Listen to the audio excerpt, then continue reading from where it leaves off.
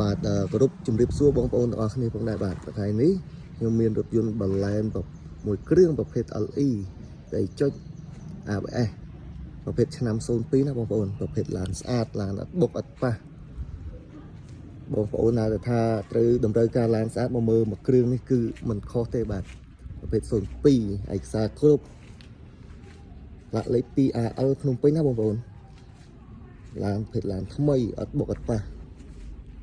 គ្រឿងក្នុងគ្រឿងអីអត់មានកលិតកលាញភេទឡានថ្មីបាទ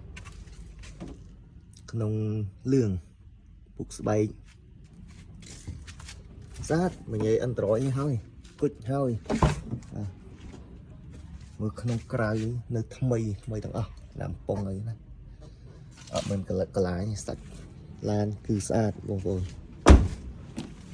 បាទក្រោមអត់ច្រេះសបកកង់ថ្មី4គ្រាប់ទុកហើយផ្លាកលេខជាន់វែងហើយណាបងប្អូនណាមានជួកូដចាំមើលលុបសិនបងប្អូននេះយកមកបានលៀងទេលុបសិនឃើញវាថ្មីស្រាប់យើងអត់បានលៀងទេ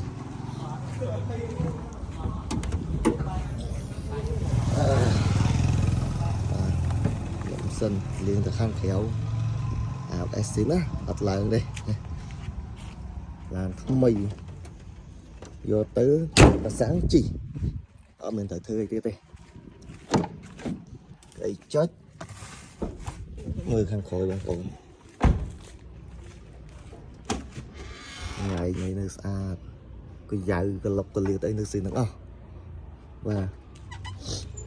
មកមើលខុសទេបងប្អូនត្រូវការឡានស្អាតអាចតាក់ទងមកបានតាមលេខទូរស័ព្ទខាងលើសម្រាប់រូបលម្អិតអាច